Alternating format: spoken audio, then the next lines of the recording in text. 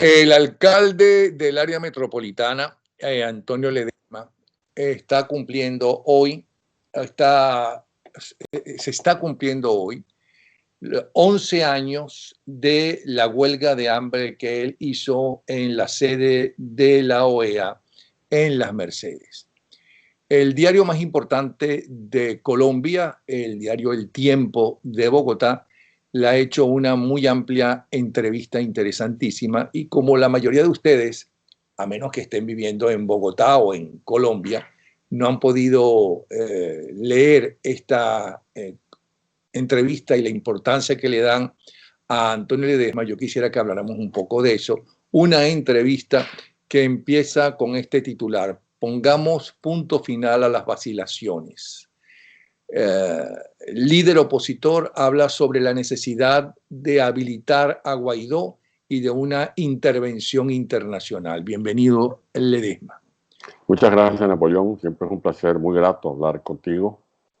Sigo siempre tus programas, uno de último, el homenaje que le hicieron oportunamente a nuestro querido Guillermo Fantástico González, y además de todas las opiniones que libremente ofrecen tus entrevistados. Para mí es una gran tribuna esta que tú nos abres, porque nos permite llegarle a miles y miles de venezolanos, a los que saludo siempre con mi grito de lucha: arriba corazones.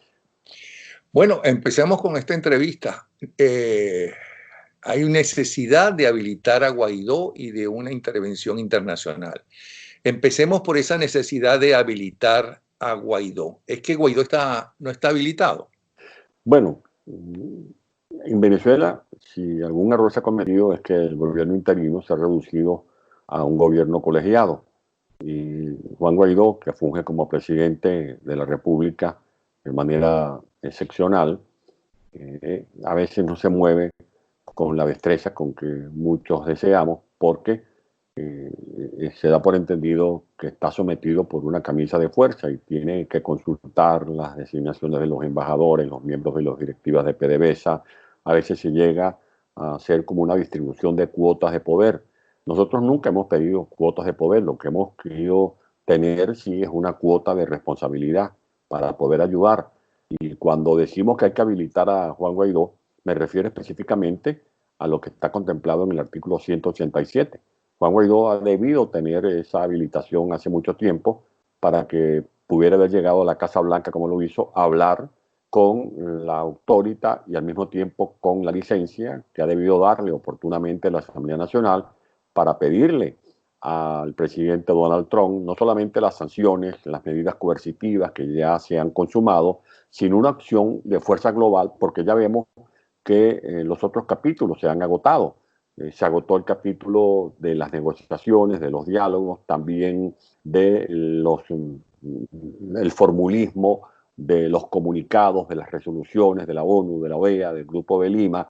Se han aplicado sanciones coercitivas que no son poca cosa, pero todo está clarito que Venezuela quiere ser tomada como una plataforma para desarrollar provocaciones y confrontaciones de orden bélico, ya no solamente por Cuba, sino también por Rusia, por Irán, y me atrevo a decir hasta por la propia China, que ya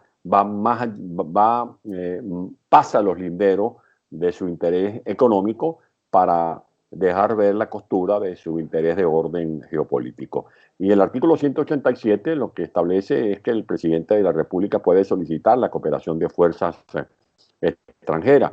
Eso no significa que cuando se vaya a sancionar o se vaya a debatir y a otorgarle la autorización al presidente Guaidó, al día siguiente van a llegar, como algunos de manera burlona o jocosa han dicho, van a llegar los marines. No, se trata de hacer un trabajo de persuasión, porque en política hay que tener sentido de la oportunidad. Y el poder es para ejercerlo, porque quien detenta el poder y no lo ejerce, termina defraudando a quienes cifran esperanzas en quienes de una u otra manera tienen en sus manos las riendas de un país con un gobierno virtual, pero que esa simbología puede derivar en la posibilidad cierta de que nosotros expulsemos de las instituciones que usurpan a los representantes de esta narcotiranía. Cuando hablo de sentido de la oportunidad, Napoleón, permíteme que explique, por ejemplo, que hay cuadros que cambian. hasta para pedirle un beso a una muchacha, hasta para pedirle el compromiso o invitarla a bailar. Hay que tener sentido de la oportunidad, porque si dejas pasar el momento, pierdes el chance. Lo mismo ocurre en política. Fíjate que no es lo mismo la situación de Chile ahora, con un Chile revuelto, donde han operado sin duda alguna los tentáculos del Foro de Sao Paulo, al Chile de hace año y medio, al Chile cuando Piñera fue a Cúcuta.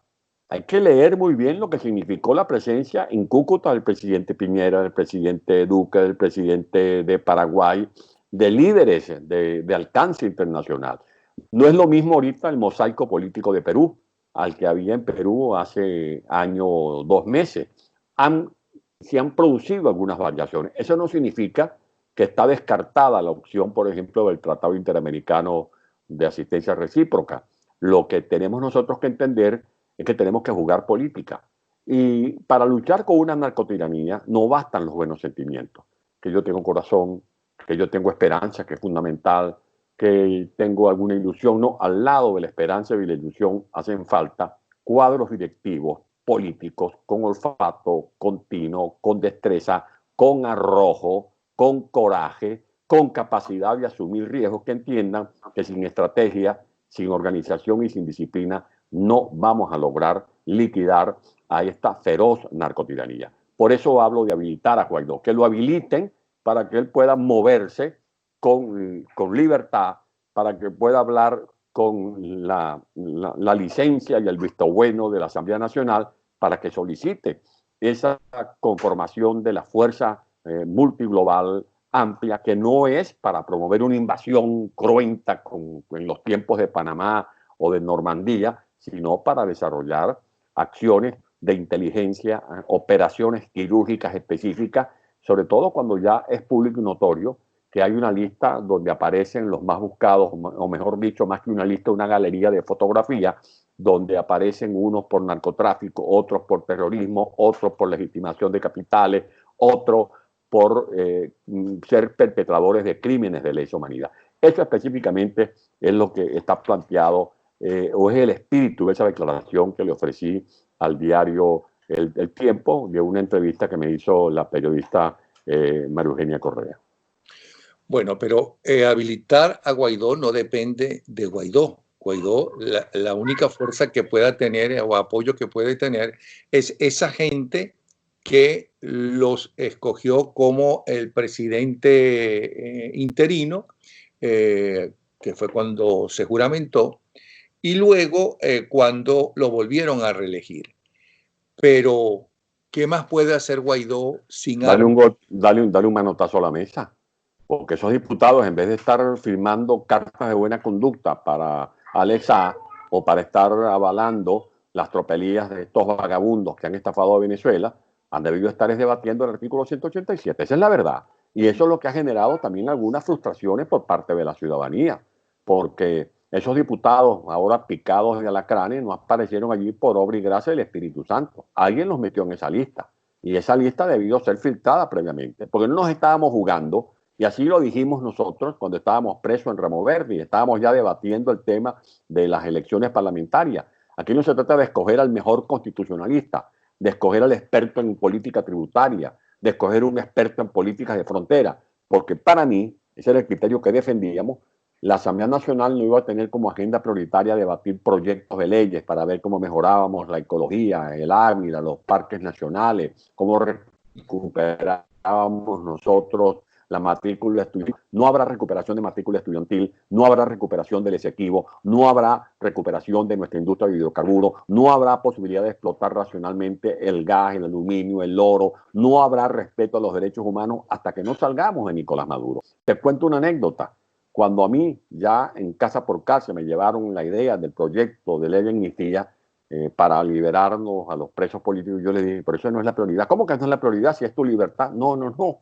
La prioridad es designar los nuevos rectores del Consejo Nacional Electoral y designar los nuevos magistrados, los verdaderos magistrados del Tribunal Supremo de Justicia. Y hay que hacerlo ahora, en enero, a más tardar en febrero. Y dejamos pasar el tiempo y eso evidenció que no había estrategia. Yo no sé si la carencia de estrategia obedecía a un acto que merece una penitencia por haber incurrido en errores tácticos o fue un error calculado, no sé, pero da mucho que pensar que una dirigencia que tenía en las manos las encuestas que nos indicaban que por lo menos íbamos a ganar una mayoría importante en la Asamblea Nacional, no tuviera un guión que sirviera como rutero, como brújula para los pasos que íbamos a comenzar a marcar a partir del 5 de enero del año 2016. Nos metimos en la incertidumbre de un referéndum revocatorio, nos dejamos bailar el trompo otra vez por la dictadura como lo hicieron en el año 2003. Chávez estaba raspado en agosto del año 2003. ¿Y qué hicieron los asesores cubanos? Inventaron las misiones, después modificaron las reglas del juego, se comenzaron a producir resoluciones sobrevenidas en el Consejo Nacional Electoral, se permitió que se designara un Consejo Nacional Electoral por el Tribunal Supremo de Justicia de entonces. O sea que nos están repitiendo la misma dosis. Y hay que ser bien estúpido para pretender obtener resultados diferentes a los que ya se han producido con esta misma receta. Es la misma receta del año 2003 que inventaron las llamadas firmas planas. Después que la gente recogió la firma, pusieron a los venezolanos, humillaron a los venezolanos para que firmaran con la mano derecha, otros tenían que firmar con la mano izquierda. No, usted si es del sur ya tiene que firmar con tinta roja, no, usted tiene que firmar con tinta azul, y así nos fueron rebanando los meses hasta llevarnos a agosto del año 2004. Esa es la verdad. Y lo mismo repitieron en el año 2016. Metieron presos a unos jóvenes, metieron presos a unos dirigentes, y iban entonces negociando con la puerta giratoria. Bueno, ponemos 3 en libertad, pero me suspenden la marcha Miraflores. Y se suspendió la marcha Miraflores. Bueno, ponemos estos 5 que están presos o evitamos meter preso a fulano o a fulano, pero eso sí, me paran el debate sobre el caso de la nacionalidad colombiana de Nicolás Maduro. O el chantaje de que teníamos que ir a un diálogo. Y el diálogo propuesto por el Vaticano terminó siendo una celada para la resistencia democrática. Y luego del diálogo del Vaticano vino el diálogo dominicano y nos pusieron a bailar merengue en República Dominicana y se perdieron tiempos preciosos. Y mientras estaban asesinando a los muchachos, a Nomer Lander, a Villanueva, a decenas de muchachos que asesinaron en las calles de toda Venezuela, entonces la dictadura iba ganando tiempo y luego nos dieron el zarpazo de la Asamblea Nacional Constituyente absolutamente írrita. Por lo tanto, allí está un abanico de equivocaciones que merecen un análisis. A mí no me van a venir con el cuento que la rectificación es que se anuncia en vez de una MU un Frente Amplio y después un Frente Amplio no sé qué nombre le van a poner. Entonces aparecen unos dirigentes en un escenario, un fotógrafo saque la lengua, moje bemba, ríense, pelan dientes, y eso es unidad. No, eso es unidad, eso es unidad. Eso no es unidad. La unidad no puede resumirse, no puede limitarse a una fotografía. La unidad tiene que tener contenido. La unidad debe tener como objetivos propósitos, metas y depender de una estrategia. Si algo logró Guaidó, y hay que reconocerlo, fue plantear una estrategia conforme a la cual logró aglutinar, amalgamar a los sectores más dispersos de la resistencia venezolana. Podemos tener diferencias, pudiéramos tener incluso visiones o lentes con vidrios distintos para mirar y observar el panorama político de Venezuela, pero después del 23 de enero del año pasado, cuando Guaidó dijo la ruta y la estrategia es cese de la usurpación para poder pensar en elecciones libres, todo el mundo comenzó a bailar marcando los mismos pasos, porque la unidad no te impone tampoco a ti a que tú no tengas tus propios criterios. Podemos, como el que baila en grupo, tú puedes bailar en grupo, pero tú marcas tus propios pasos, tienes tu propio estilo. Y así comenzamos a hacerlo a partir del 23 de enero. ¿Pero qué pasó? Bueno, pasó que cambiamos las reglas del juego en la mitad del río y bajamos del caballo Guaidó y lo metimos en una operación en Cúcuta que resultó siendo fallida. Y si eso no fue suficiente, nos metimos entonces en la negociación también fallida del 30 de abril, que todavía sigue siendo un misterio. Y peor fue lo del diálogo de República de Barbados. Y mucho más grave fue la equivocación de haber reincorporado a los diputados del PSUV. Una y otra vez lo advertimos. Yo sé que esto es chocante decirlo. Es chocante decirlo, es odioso, es antipático. Pero una y otra vez advertimos en conversaciones privadas que eso era colocarse la soga al cuello, porque esos diputados del PSUV no tienen la voluntad de cumplir cabalmente sus obligaciones, aun cuando sean favoritos o sean partidarios del régimen de Maduro. Ellos iban allí con la perversa y aviesa intención de socavar las bases endebles de una asamblea que ya había sido despojada de sus potestades, porque esta asamblea no la han dejado calentar ni las butacas. Y por eso yo no entiendo cómo algunos dicen, no, tenemos que ir a elecciones parlamentarias. ¿Elecciones parlamentarias para qué? Si la asamblea que ganamos con más de 14 millones de votos y donde se configuró una mayoría calificada con 112 votos, no dejaron ni siquiera que se juramentaran los diputados y ya estaba declarado en desacato. Y han pasado, ya vamos para 5 años, ya van 4 años y medio, y esa Asamblea Nacional sigue en desacato y no ha podido aprobar ni siquiera el proyecto de ley protectora de los mosquitos del Cerro El Ávila. Esa es la verdad, esa es la verdad. Y por eso el objetivo clave es retomar la estrategia, porque sin estrategia vamos a seguir dando tumbos, dándole cabezazos a la pared, y la estrategia está clarita, es el cese de la usurpación. Y ahora, comprobado como está, que Maduro le ha entregado pasaportes a más de 10.000 personajes vinculados con el terrorismo internacional, comprobado como está que en Venezuela operan los grupos de Hezbollah, los grupos de Hamas, los grupos de Al Qaeda, comprobado como está que Venezuela está en manos de un narcoestado que trafica, que produce droga, que legitima capitales provenientes del narcotráfico, comprobado como está que en Venezuela brilla por su ausencia lo más elemental del concepto de separación de poderes, del principio del imperio de la ley. Entonces, ¿qué vamos a esperar? Esta gente de verdad logren lo que no pudo hacer Rusia en 1962 con los misiles que instalaron en La Habana. Y entonces se produjo una negociación como se hizo entre los misiles de Turquía, los cohetes de Turquía y los misiles de La Habana. No está clarito que ya han instalado por lo menos 11 equipos de alto potencial bélico, los ha instalado Rusia en territorio venezolano. Y ya Irán está metido en territorio venezolano. Y no están allí, como lo dije en una conversación contigo a través de este mismo programa, viendo las guacamayas y los tepuyes de la Gran Sabana y del Amazonas. No, están instalando bases misilísticas porque Teherán tiene como estrategia provocar a Estados Unidos, ya no desde el Medio Oriente, ya no desde Teherán, sino desde la propia cabeza de América del Sur, donde está ubicada Venezuela.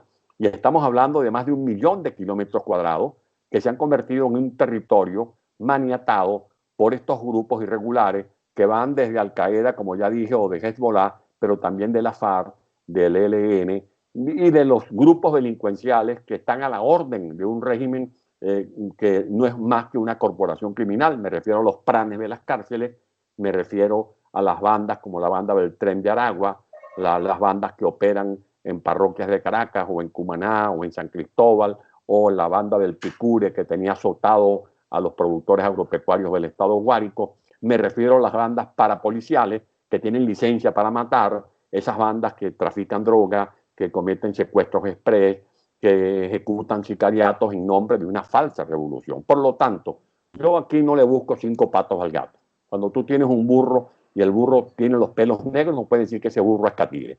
Es un burro negro porque tiene los pelos en la mano. Y ya nosotros tenemos los pelos en la mano hace mucho tiempo. ¿Hasta cuándo vamos a estar vacilando? ¿Hasta cuándo vamos a estar discutiendo? ¿Cómo es posible que todavía haya algunos factores deshojando la margarita si participan?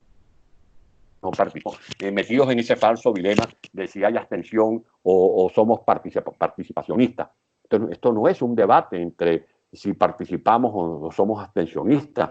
Es que no puede haber elección libre con esta narcotiranía que controla el registro electoral, que controla todos los equipos para hacer auditorías, que controla todas las máquinas para que se verifiquen los votos automatizados, que controla el Plan República, que dejó de ser hace mucho tiempo un plan institucional, que tiene los llamados puntos rojos, que controla los recursos tecnológicos de la CanTV, que controla los llamados grupos parapoliciales, que son los que hostigan a los ciudadanos, que no van a permitir que voten los millones de venezolanos que estamos en el exilio. En definitiva, Allí lo que se va a hacer es otra mascarada, porque la última elección competitiva, y con esto cierro este desahogo, porque estaba como este tarugo atragantado aquí entre pecho y espalda, fue la de diciembre de 2015. Fue una elección competitiva, y como la perdieron, a pesar de todos los miriñaques que inventaron, ellos resolvieron: aquí no hay más elecciones competitivas, aquí vamos directamente al fraude. Y fíjate cómo montaron el parapeto de la constituyente del 30 de julio del año 2017, modificaron las reglas, después hicieron elecciones regionales de gobernadores, algunos factores se metieron en ese tobogán y cayeron en el pozo de un resultado totalmente acomodaticio para los intereses de Nicolás Maduro.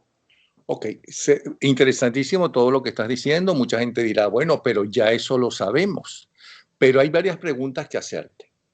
La primera es que entonces no es una minoría la que está al servicio de los intereses del narcorrégimen.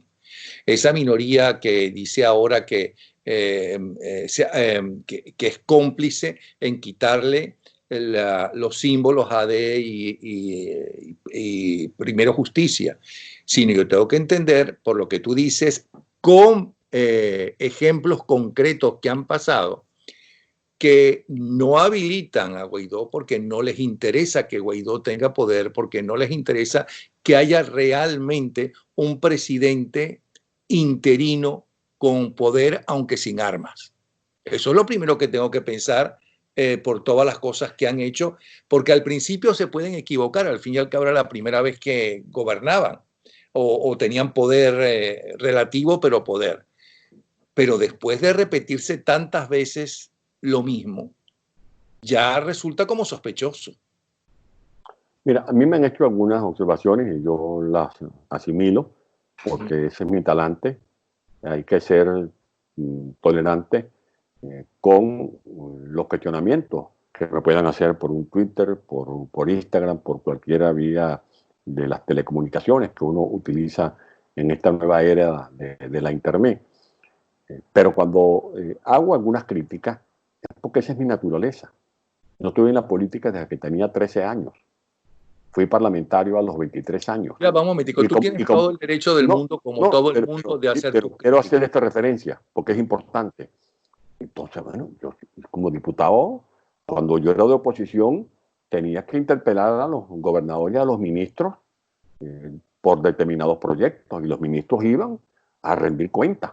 Y cuando yo era alcalde y fui gobernador, también era interpelado. A mí me interpelaban hasta por la remodelación de la sala de partos norte y sur de la maternidad Concepción Palacio, de la sala de partos, la sala de atención a los neonatos, y yo tenía que ir a rendir cuentas. Y tenía que ir a rendir cuentas de qué remodelación se había hecho en el parque de Los Caobos. Pero ¿qué le hemos criticado nosotros a Chávez y a Maduro? El autoritarismo, que hacen lo que les da la gana, que para ellos la Constitución es letra muerta, que para ellos el principio de rendición de cuentas está pintado en la pared, porque ellos son el pueblo, expresión típica de un populista, que se presenta y se exhibe como el falso Mesías. El pueblo soy yo, y por lo tanto yo me despacho y me doy el vuelto. Eso le hemos criticado a Chávez y a Maduro. Ahora, nosotros no podemos caer en esos mismos errores. Y si algo tiene que hacer Juan Guaidó y quienes están allí formando parte de ese gobierno colegiado es rendir cuentas, porque cuentas claras conservan amistades, y la gente, los venezolanos tenemos derecho a saber qué fue lo que pasó realmente en Cúcuta, qué fue lo que pasó el 30 de abril, de quién fue esa ocurrencia, quién llegó, cuáles fueron los tratos que se hicieron con Michael Moreno y con Vladimir Padrino, qué pasó en Barbados, por qué nos metimos en ese diálogo donde perdimos 5 o 6 meses. ¿Qué pasó con esta decisión táctica de reincorporar a los diputados del PSUV si sabíamos que esa gente venía con un cuchillo para degollarnos, como están tratando de hacerlo ahora con la operación Alacrán? ¿Por qué no se rinde cuenta? Y eso es lo que estamos nosotros exigiendo cuando vemos que alguien está fuera del carril, porque peor es guardar silencio y no decir, mira, por allí, por ese camino por donde tú vas, hay un perro bravo que tiene mal de rabia, ten cuidado porque te va a morder. No, y esperar que más bien un compañero sea víctima de una mordida. ¿No? Todo eso está muy bien. Y tiene derecho, y tiene la obligación entonces Guaidó de rendir cuentas y de dar explicaciones de lo que está pasando. no me va a dar la respuesta. No, pregunta lo que quieras. No, la pregunta es, si se han equivocado tantas veces en la misma situación, si no le dan o no quiere recibirla o está en el juego a Guaidó, no lo habilitan para que sea, aunque no tenga armas, presidente realmente, y no hacen un presidente, un gobierno en el exilio, es que están en el mismo juego o que son unos absolutos incapaces que para la hora de la verdad, ¿no?, es lo mismo y es el mismo sufrimiento para los venezolanos. Eso es lo que se entiende por todo lo que tú estás diciendo. Bueno, vamos a hablar aquí claro y raspado. La verdad verdadera es que la conducción de la unidad fue secuestrada por un cogollo. En el que hay 4 partidos políticos: Acción Democrática, Voluntad Popular, Primero Justicia, Un Nuevo Tiempo. Eso viene ocurriendo incluso después que ellos se pusieron en contra del movimiento La Salida que promovimos Leopoldo López, María Corina y este servidor. Después Leopoldo se aisló y se separó de nosotros y terminó consolidando el llamado Juez 4. Desde entonces, desde 4 es el que tiene la sartén por el mango. Ahora, si un grupo se equivoca 1, 2, 3 veces, cuando tú te equivocas o cuando a ti te engañan la primera vez, la culpa es del que te engañó. Pero si a ti te engañan 2 y 3 veces después, la culpa es tuya, que eres bien tonto y te dejas de engañar. Bueno, al pueblo lo han tomado por tonto y a la gente le han engañado, porque está el mismo grupo que ha venido tomando las decisiones. Yo no estoy diciendo que ese grupo lo agarremos, lo metamos en una licuadora y lo trituremos. No, lo que estamos planteando es que permitan que otros también podamos aportar nuestros puntos de vista, nuestra visión, nuestra interpretación de estos problemas que han surgido en estos años. Pues no estamos hablando del error de la semana pasada. Estamos hablando de los errores que vienen cometiéndose desde diciembre del año 2015. ¿Por qué crees tú que cometen, según tu punto de vista, constantemente los mismos errores? Que no fue una vez, sino 2 veces, sino 3 veces, sino 4 veces. ¿Cuál es el juego? ¿Cuál es la razón? Porque ahí no solamente hay gente joven que nunca había participado en el tener poder, pues, aunque venían de participar en la política. Ahí hay viejos veteranos como Henry Ramos Alup, que sabe perfectamente cómo es la movida dentro del poder y dentro del país. Entonces, ¿qué es lo que está pasando en concreto? Por ejemplo, se debilitó siempre la amenaza creíble que nosotros queríamos fortalecer. Y esa amenaza creíble es indispensable para luchar contra un régimen arbitrario. ¿Y cuál es la amenaza creíble? Lo que ahora se coloca sobre la mesa, que es el PIAR, que es el concepto de responsabilidad de proteger, que es la Convención de Palermo, que es la resolución 363. No entiendo. O sea que... bueno, si tú revisas los discursos, tú revisas los discursos y la prédica de los dirigentes que venían conduciendo las operaciones estratégicas de la llamada unidad, siempre decían que no querían ninguna intervención ni militar ni internacional, siempre. ¿Y qué significa eso? Eso es música para los oídos de Maduro, porque mientras Maduro oía que nosotros estábamos debilitando una amenaza creíble conforme la cual era posible configurar una fuerza internacional para que nos ayudara a liberar a Venezuela, había otra gente martillando con una prédica totalmente opuesta. Y al mismo tiempo Maduro fortaleciendo su amenaza creíble con la que asusta a los gobiernos del mundo libre, que van a hacer en Venezuela un Vietnam tropical, un Vietnam gigantesco, que no solamente va a estar en el territorio de Venezuela, sino que va a estar también en Brasil, en Colombia, en Ecuador y en Perú. Esa es la realidad. Y lo mismo, el otro error es que pensaban que se podían llegar a acuerdos con el régimen y por eso se metieron en 12 diálogos. Está bien que tú te hayas metido en los diálogos del 2003, cuando intervino Jimmy Carter y estaba Gaviria. Bueno, se pagó el noviciado, pero te vas a volver a meter en ese nido de mapanares para que te vuelva a picar una culebra, como ocurrió, por ejemplo, con el diálogo del Vaticano, con el diálogo de Dominicana. Entonces, y lo otro, y permíteme para rematar esta reflexión, siempre lo advertimos y lo dijimos, Cuando tú te entiendes con un régimen de esta calaña, que son delincuentes, que son mafiosos, lo más que puedes lograr es que te pospongan la ejecución, pero más tarde o temprano vas a ser ejecutado. Y ahí tienes tú lo que está ocurriendo con los distintos factores políticos, porque es como cuando tú te metes con el narcotráfico y tú te metes y llegas a un acuerdo con el cártel de Medellín o el de Sinaloa y dices, bueno, voy a traficar 500 kilos. Después, al mes que viene, tú vas ahí y hablas con el capo. Mire, ya sabes, muchas gracias, pero bueno, ya yo con esto me resolví, yo me voy a retirar. ¿Cómo? ¿Se va a retirar? El narcotráfico tiene puerta de entrada, pero no tiene puerta de salida. Cuando tú te haces tratativas públicas o privadas con estas mafias, allí no hay retorno. Ellos te van a tratar de chantajear, de extorsionar, porque al fin y al cabo ellos no tienen ningún tipo de escrúpulos a la hora de lograr sus objetivos porque el fin justifica los medios. Ok. Entiendo entonces que o son unos cobardes o solamente piensan en su permanencia en ese relativo poder, ¿no? O son unos cómplices, lo que tú quieras. Según lo que tú me estás diciendo, yo estoy aquí en plan de escucharte y tratar de entender qué es lo que pasa, porque evidentemente tú sabes muchísimo mejor, más que uno, de lo que está pasando por dentro y de lo difícil también que es el trabajo en la crisis venezolana. Pero más grave de lo que tú estás diciendo y mayor error y mayor metedura de pata en todo caso para el mundo, no para Venezuela, porque no sería el primer país que desaparece, no sería el primer país que hay una hambruna terrible, ¿no?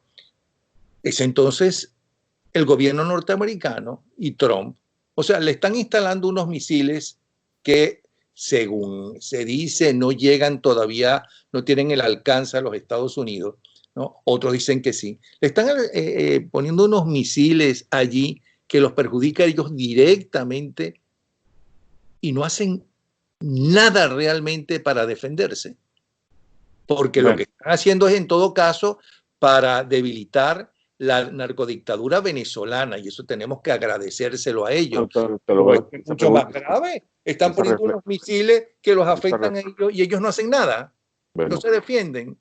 Importantísimo que introduzca este elemento en este debate, en esta conversación.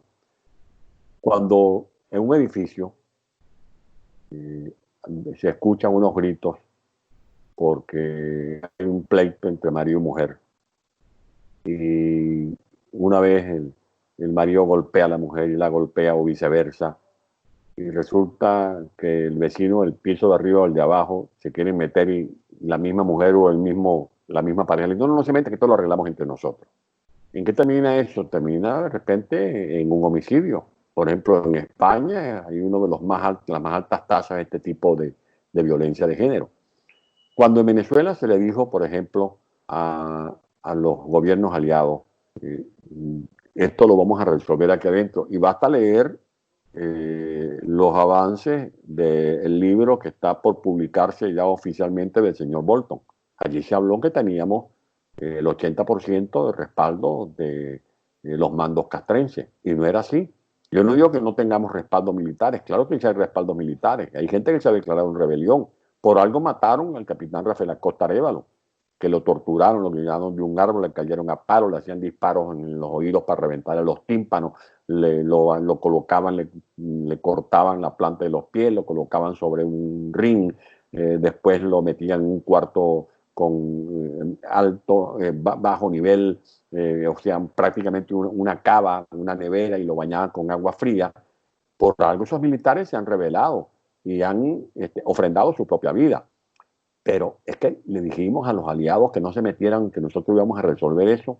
Por ejemplo, que había una negociación lista entre Padrino, Michael Moreno y otros factores para derrocar a Maduro e instalar un gobierno combinado con estos factores. Eso es lo que ha pasado.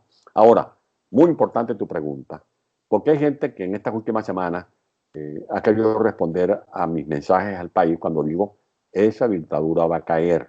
Y me preguntan cuándo va a caer. Yo no voy a decir si es hoy, mañana o pasado mañana, pero va a caer. ¿Y sabe por qué va a caer? Va a caer a pesar de los errores, a pesar de las muletas que los propios factores internos de la resistencia le han colocado a Maduro para que se mantenga en pie sobre las ruinas de un país que le está destruyendo. ¿Y sabes por qué va a caer? Porque es evidente lo que está haciendo Rusia, Irán, Cuba, China y Venezuela. Y eso no lo van a tolerar los gobiernos democráticos del mundo, porque ya no es un problema solo de Venezuela. El martirio lo estamos sobrellevando los venezolanos en primera fila, pero saben que esa amenaza que se está consolidando en Venezuela es una advertencia para el mundo libre, especialmente para Occidente, especialmente para nuestro hemisferio. ¿Tú crees que los Estados Unidos, por ejemplo, no está preocupado por lo que está ocurriendo con Irán? Es evidente, además, con todo desparpajo, están simulando que están reparando la refinería del Palito, la refinería del Yamual, cuando lo que están es desarrollando instalaciones de orden bélico militar en Paraguaná, en La Orchila. ¿Tú crees que si a mí me llegó la información de los 11 equipos que están instalando en varios estados de Venezuela, en Carabobo, los últimos fueron en Carabobo, en Apuria de Barinas, los está instalando Rusia, otros en La Guaira, 3 en el Zulia, en una localidad, por ejemplo, de Perijá? Si eso me llega a mí, ¿tú crees que no le va a llegar al Pentágono? No va a llegar a los grupos de inteligencia de Brasil o de Colombia. ¿Tú crees que el mundo libre, los países, los gobiernos de nuestro hemisferio no están al tanto de cómo está moviéndose Hezbollah, que lo vienen siguiendo hace mucho tiempo? Pero todo tiene su oportunidad y todo tiene su momento. Por lo tanto, eso va a caer. Eso va a caer. Por más que algunos traten de hacer el juego dentro de Venezuela a esta corporación criminal, va a terminar de consolidarse la fuerza global multinacional para doblegar a esa corporación criminal que es una verdadera amenaza para la paz y la estabilidad del hemisferio. Una pregunta.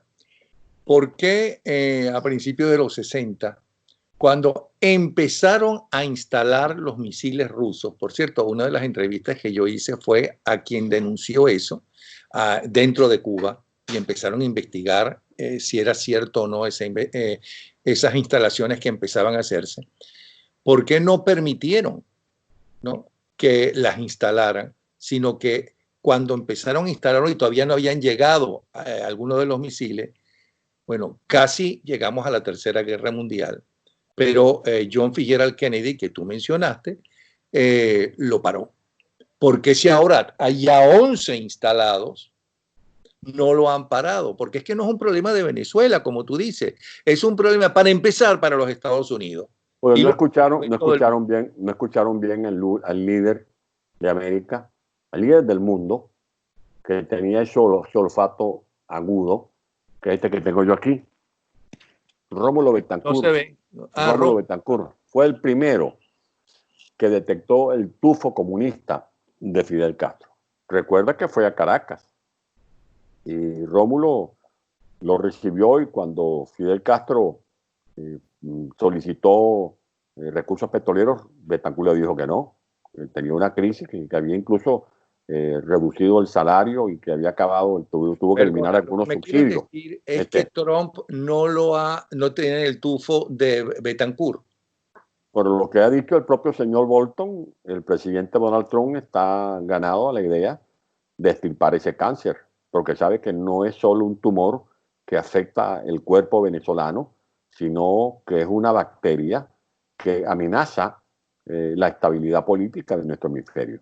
Ahora, por eso es necesario que no sigamos vacilando, porque todavía hay gente, como te lo dije hace algunos instantes, con el pasito de conga, un pasito para adelante, 2 pasitos para atrás. Vamos a las parlamentarias, no vamos a las parlamentarias, vamos a cuidar los espacios. ¿Pero qué espacios?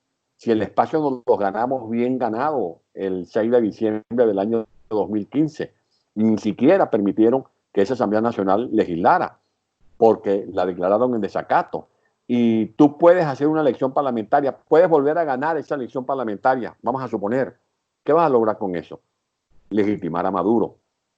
Porque ese es el gran cambalache que puede hacer Maduro. El gran cambalache que puede hacer Maduro es quitarse de encima ese peso. ¿Tú sabes lo que significó lo de ayer? Maduro ha recibido en estas últimas horas más palos que una gata ladrona. Le dieron palo en Inglaterra con el oro, que es un reconocimiento a que hay en Venezuela un gobierno interino, porque la comunidad internacional reputa a Maduro como fruto de un fraude. Tuvo que recular con la bravuconada de expulsar a la embajadora de la Unión Europea en Venezuela. Tiene allí a las puertas de un avión que lo va a llevar a Estados Unidos al gran operador financiero de esta corporación criminal, que es Alexa. Y pare usted de contar. Entonces, No, ya va, ya va. no vamos Se a te ver como olvida, optimistas. perdona, se te olvida el nuevo análisis de la situación de los derechos humanos que Bueno, emitió a eso también, Bachelet. la señora Bachelet, la derrota que hubo en la ONU recientemente cuando se debatió la supuesta invasión de Macuto, salieron con las tablas en la cabeza del Consejo de Seguridad de la ONU, salieron con las tablas en la cabeza la semana pasada cuando hubo una votación en la OEA y no sacó ni un voto, ni siquiera el de México, ni el de Argentina, ni el de Nicaragua, porque es un lastre. Apoyar a Maduro es una raya, es un bacalao, que no hay espalda que soporte ese peso, porque ya no se trata de apoyar al compañero de la extrema izquierda o al compañero de la izquierda, no. Es como avalar a un narcotraficante, a un terrorista, a un criminal de lesa humanidad, a un corrupto que han asaltado miles de millones de dólares. Y por eso tienen ahorita las manos en la cabeza por el problema de Sá, que está detenido en Cabo Verde, porque Sá es el que maneja, es el que corta el bacalao, y es el que maneja el pote, es el que maneja las caletas, como dicen los narcotraficantes, refiriéndose al dinero que tienen escondidos en cuevas o que tienen enterrados o que tienen en depósitos en paraísos fiscales. Y eso se hizo de un mes para otro, no es un seguimiento que viene haciéndose de cómo operaba este señor con Turquía, cómo operaba con Teherán, cómo había una triangulación luego de orden financiero hacia Hong Kong, y luego de Hong Kong había otro señor llamado Álvaro Pulido, que es el que se encargaba de las operaciones en México. Y a todo eso le hicieron seguimiento, porque pueden ganar un mes, 2 meses, pero esos van a caer, porque ya no se trata de lograr acuerdos para ver cómo se morigera la conducta de un gobierno que es represor. No, ya no se habla ni siquiera de una dictadura en Venezuela, es una corporación criminal, tengamos eso muy claro. Y por eso estoy convencido que los sacrificios de los estudiantes que murieron, de la gente que ha sido torturada, de lo que ha padecido la familia de Óscar Pérez, de Franklin Brito, de Fernando Albán, de Rafael Acosta Arévalo, lo que han padecido los familiares del capitán Caguayipano, de la familia Baduel, del diputado Requesén, del diputado Ismael León, del diputado Gilbert Caro, de Renzo Prieto, de todos esos jóvenes, de todos los venezolanos, los que están en el exilio, los 6 millones de venezolanos que estamos en el exilio, no va a ser en vano, esa gente va a caer. Ahora, pongamos de nuestra parte. ¿Y qué es poner de nuestra parte? ¿Qué significa no dejar que todo nos caiga como un maná, que sea la comunidad internacional la que resuelva el problema? Bueno, poniendo orden en la casa. Y hablando, Guaidó tiene que darle un manotazo a la mesa, o deje que otro lo deje, o deje que otro haga el trabajo. Pero, por ejemplo, él tiene que retomar como estrategia clave el cese de la usurpación. Y el que le venga con la barajita marcada de que tenemos que ver cómo cuidamos los espacios con una elección parlamentaria, bueno, lo aparte, porque Pero no perdona, está siendo consecuente con la causa, ni está siendo legal a la estrategia que tiene que defender el gobierno interino. Pero perdona, por ejemplo, lo de Cúcuta y lo de Altamira, por citar 2 ocasiones, no fue intentar, ¿no?, el cese de la usurpación, pero no resultó. Ellos intentaron, y supongo que estarán intentando. Bueno, mucha gente intenta pescar. Ahora, si tú te vas a tirar a pescar en un nido, en un mar infestado de tiburones, vas a terminar siendo pescado tú. ¿Cómo tú vas a intentar hacer una negociación con Michael Moreno? ¿Cómo tú vas a hacer una negociación? ¿Tú te imaginas a Rómulo Betancourt haciendo una negociación con Pedro Estrada? ¿Tú te imaginas a Rómulo Betancourt, a Jovito Villalba, a los líderes de la resistencia, al expresidente Caldera, antes de morir, a Carneval y a Ruiz Pineda, haciendo una negociación con el negro Silvio Sanz? No. Ahora, yo no digo que tú hablas en la guerra hasta con el que te está disparando, pero tienes que saber para qué vas a hablar, para qué vas a establecer algunos diálogos. Eso está en la historia de Venezuela. El Bolívar que decretó el 15 de junio de 1813, el decreto de guerra-muerte, fue el mismo Bolívar que después se sentó el 26 de noviembre de 1820 con el general Morillo y firmaron los dos un acuerdo que había redactado Antonio José de Sucre, que es el decreto de regulación de la guerra. Eso es viable y posible. Pero es que en el caso de Venezuela, tú no estás hablando que vas a llegar a un acuerdo como hicieron los chilenos con Pinochet. Estás hablando de un capo del narcotráfico. Estás hablando de alguien que fue capaz de mandar a matar a Fernando Albán lanzándolo por el piso 10 de una torre ubicada en la Plaza Venezuela. Estás hablando de alguien que ordenó que le cayeran a palo, que molieran a palo hasta quitarle el último suspiro al capitán Fernando Albán. Estás hablando de alguien que hace operaciones con el terrorismo y que le está entregando no solamente el oro, los diamantes, sino el coltán, el toriol, a los grupos que manejan el terrorismo internacional. Entonces, ¿tú crees que esa gente van a respetar un acuerdo contigo? Pero además, si ya nos han vacilado, si ya nos han burlado en 2003, en el 2005, en el 2014, después en el 2016, en el 2017, recientemente en Barbados, y tú te vas a meter otra vez en el cuento o vas a comprar el cuento chino ese de un diálogo y una negociación. No. Pero Esta gente espérate, tiene que salir con mucha Pero, determinación y con mucha fuerza. pero la Unión Europea, ¿no? Siempre ha insistido en el diálogo y jamás en una intervención. Los países latinoamericanos, incluyendo Colombia, que es el primer afectado de los países americanos por en la narcodictadura, tampoco está de acuerdo, por lo menos públicamente, ¿no? El Bueno, presidente Duque y su canciller entonces, Carlos Holmes Trujillo, en un acto en que yo estaba presente, no es que me lo contaron, yo lo oí, dijo que ellos fueron sorprendidos, que se enteraron por la prensa del inicio del diálogo de Barbados. O sea, a muchos gobiernos se les presentó eso como un hecho cumplido. Y esas son las variaciones sobre el mismo tema.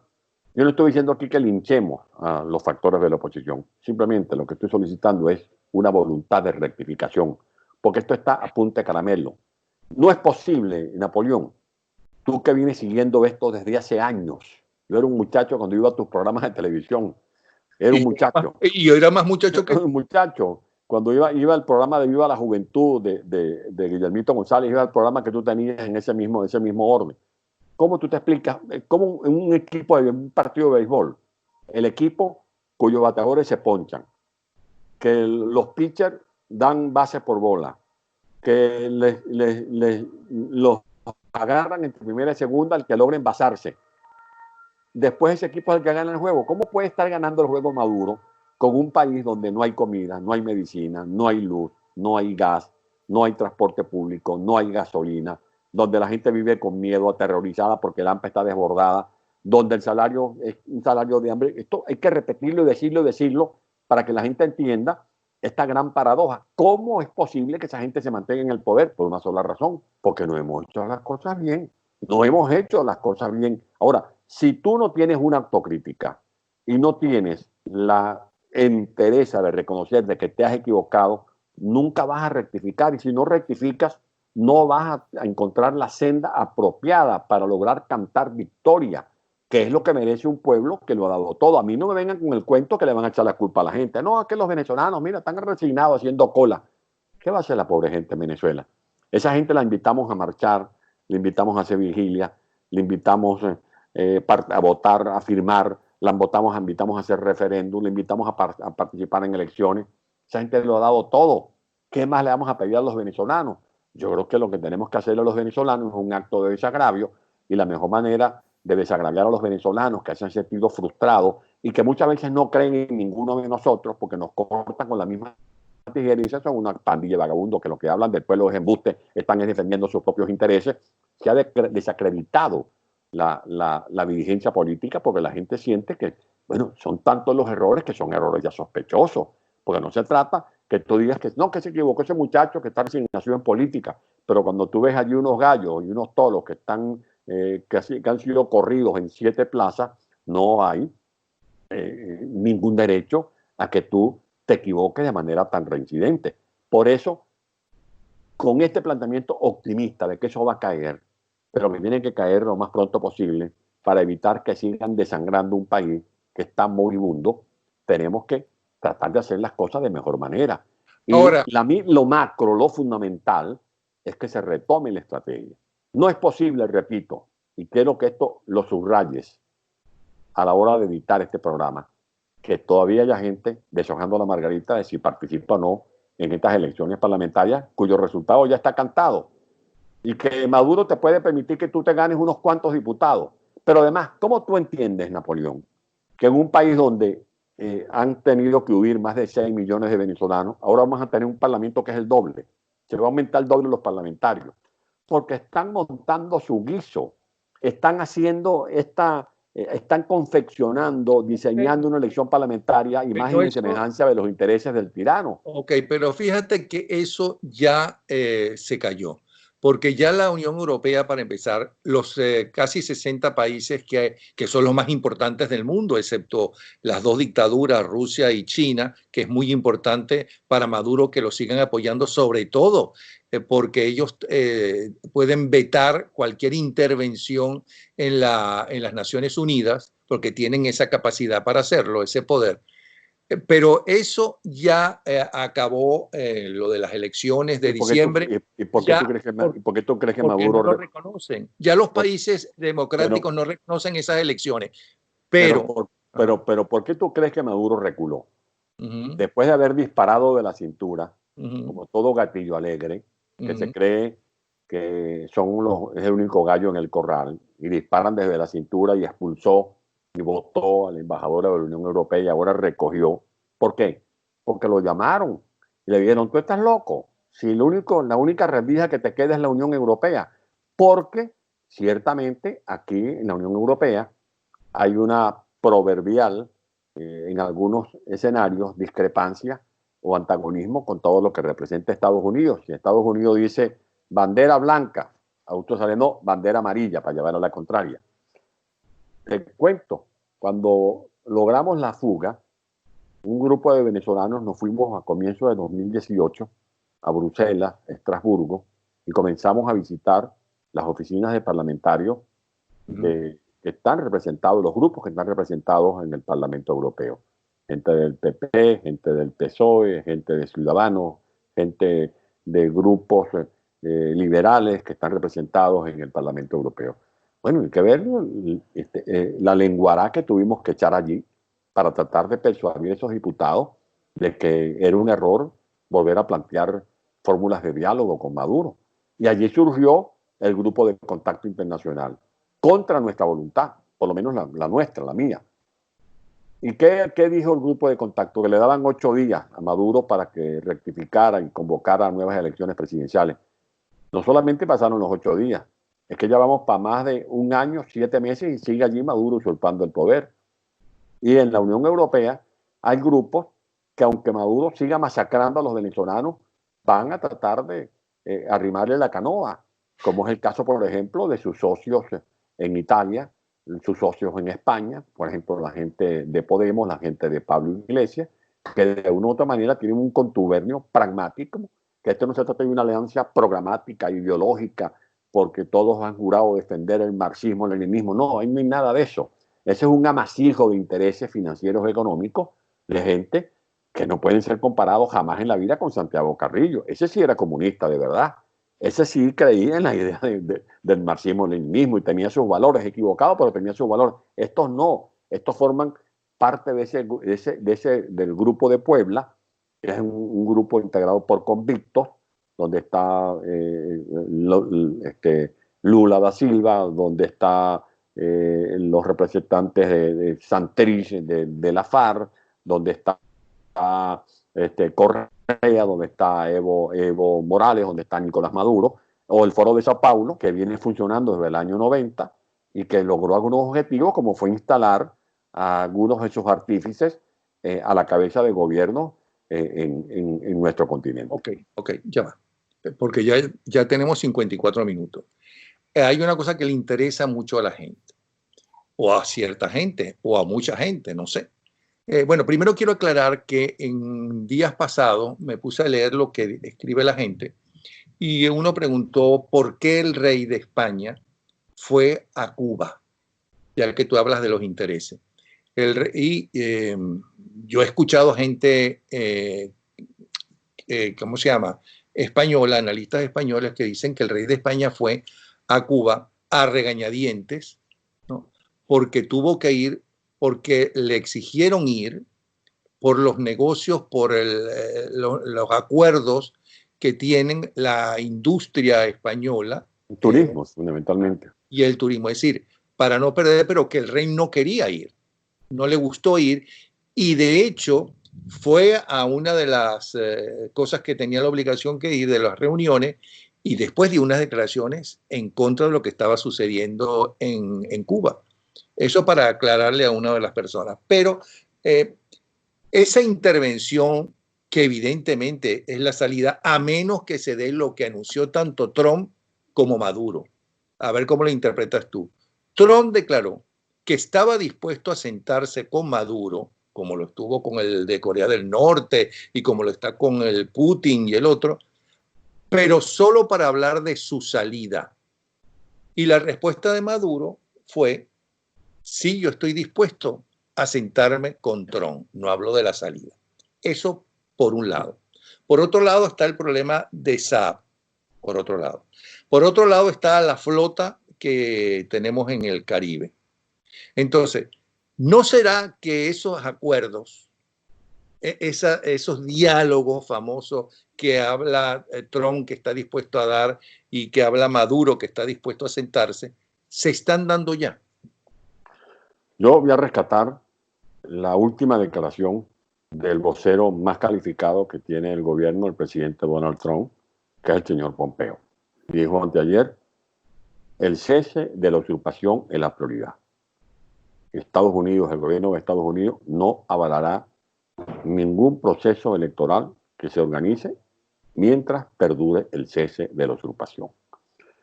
Todo este mosaico donde tú colocas algunas piezas, como por ejemplo la operación antinarcótico, el proceso para la extradición del operador financiero estrella del régimen, que es Al-Assad, todos los intercambios verbales, como por ejemplo ese atribuido al presidente Donald Trump de que se sentará con Maduro, pero para finiquitar su salida de la usurpación, favorecen la lucha del pueblo venezolano, porque eso es lo que queremos nosotros.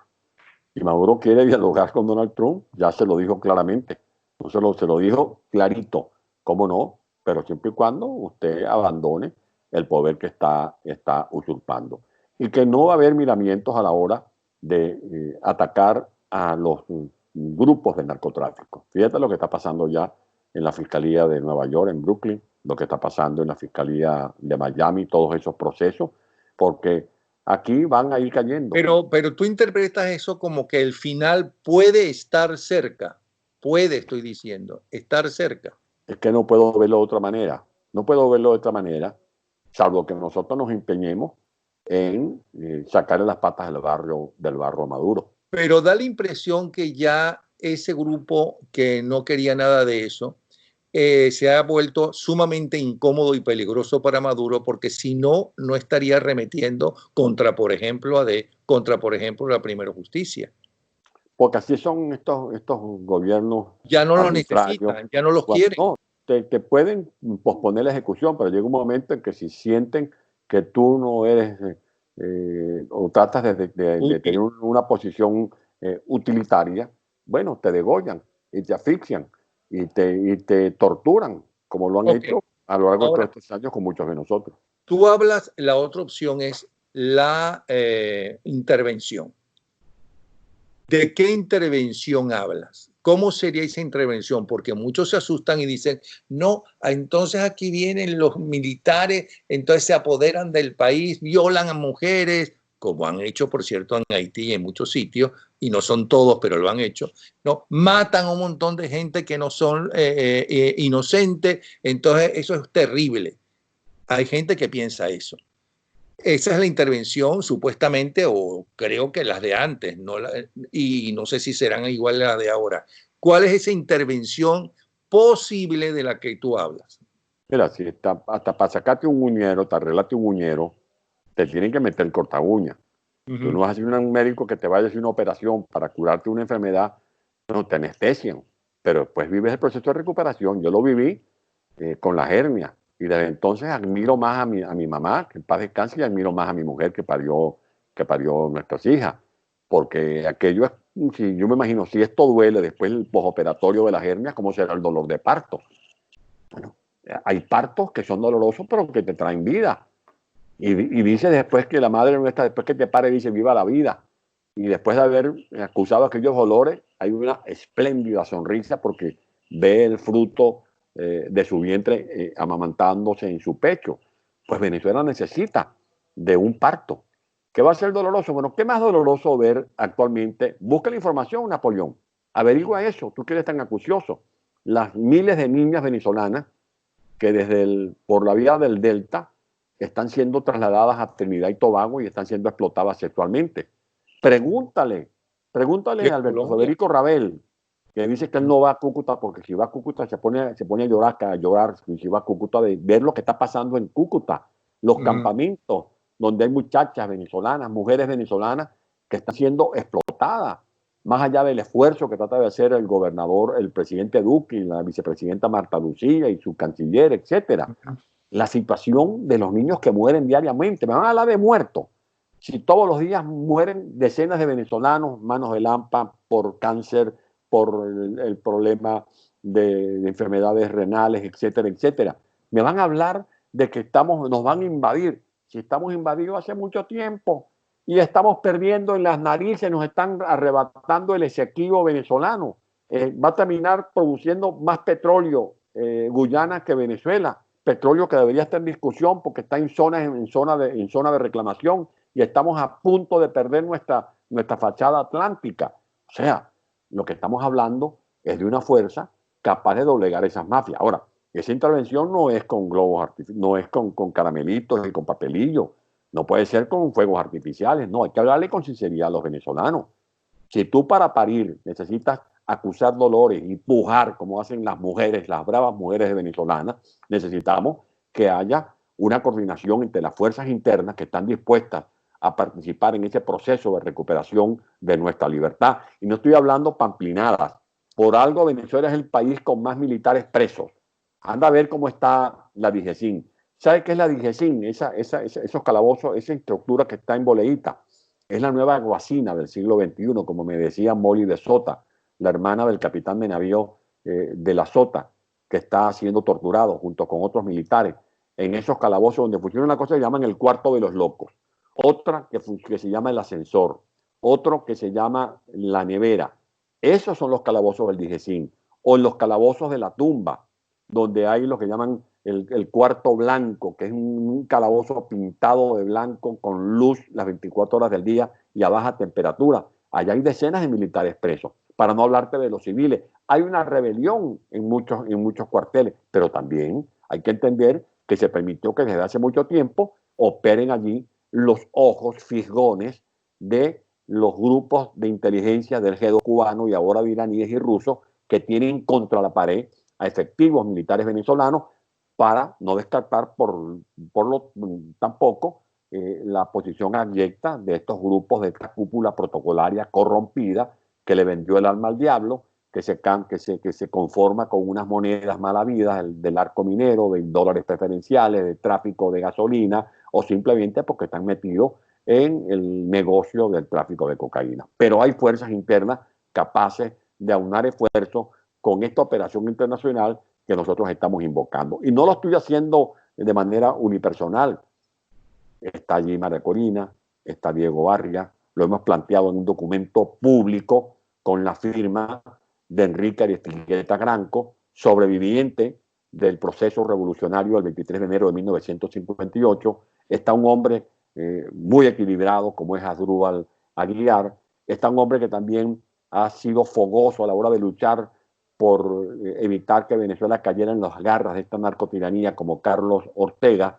Está el caso de Humberto Calderón Berti. O sea, un grupo de venezolanos donde está también la palabra enjudiosa de Diego Barria. Hay que ver lo que significa Diego Barria en la ONU. Cuando tú vas a la ONU y ves que de repente pasas por un salón de la ONU y hay un grupo de cancilleres o de líderes del mundo y ves un cartelón que dice debate Fórmula Arria. Bueno, esa es Venezuela, un hombre con experiencia.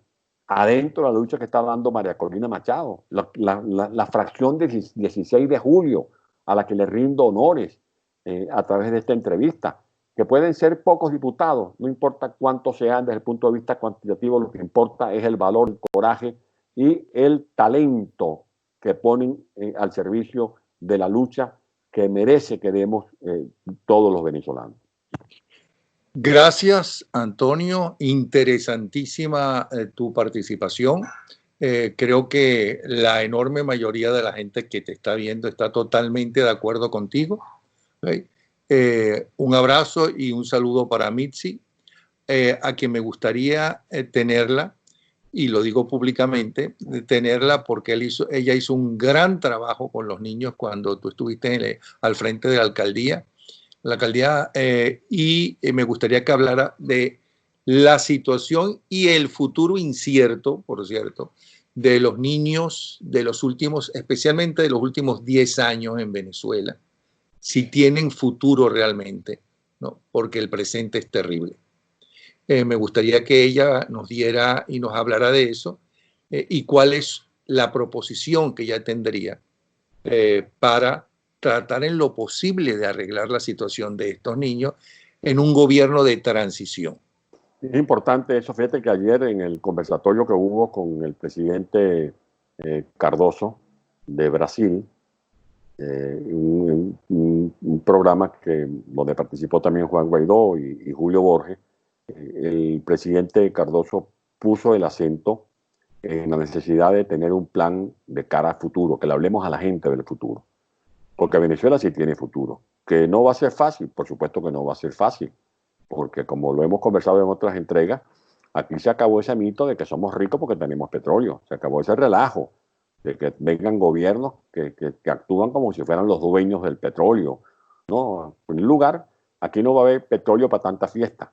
Aquí lo que va a haber es talento humano que hay que saber utilizar, porque repito y repito, el verdadero petróleo que no se agota está en la cabeza de nuestros niños, de nuestra juventud, que es esa inteligencia que habrá que desarrollar con vistas a un proceso de relanzamiento de una economía competitiva, de una economía del conocimiento que tiene que poner en marcha Venezuela. Y por eso estos son temas realmente pertinentes y necesarios, porque hay gente que se abate, hay gente que dice, bueno, esto está perdido, Venezuela no va a ser recuperada. Bueno, ¿cómo no va a ser recuperada? Si tienes el ejemplo ahí de Singapur, que no tenía ni agua, no tiene ni agua potable, no tiene petróleo, y hoy es en día una de las potencias, Singapur. No va a tener Venezuela, que tiene las reservas hídricas de las más grandes del mundo. Tiene reservas petroleras de hierro, coltán, oro, reservas forestales, reservas en gas, 1.000.000 de kilómetros cuadrados, donde hay tierras donde lanzas una piedra y te sale una mate mango. O sea, sí hay posibilidades, pero por supuesto necesitamos planes, necesitamos Estado de Derecho, necesitamos gobernanza, gobernabilidad, necesitamos estabilidad política, seguridad jurídica, oportunidades, emprendimientos y sobre todo gobiernos que estén lejos del populismo, lejos de la demagogia. Venezuela necesita estadistas, no falsos mesías. Venezuela necesita líderes que estén convencidos que la gran inversión y la gran prioridad tiene que ser educación, educación con calidad, porque esa va a ser la garantía de que tengamos ciudadanos capaces de defender sus derechos, pero también de cumplir sus obligaciones para que seamos un país competitivo, que no le tenga miedo, que no le tenga temor a la globalización, sino que más bien se sienta con capacidad de competir en cualquier escenario, porque tenemos recursos materiales, pero sobre todo recursos humanos, gente talentosa que está regada ahorita por todas partes del mundo, adquiriendo conocimiento y que cuando regresen muchos a Venezuela van a poner al servicio de nuestro país y de este proceso de reconstrucción de la República todos los aprendizajes que han venido acaudalando en estos años de destierro. Gracias, alcalde metropolitano. ¿Ok? Gracias, Antonio Ledesma.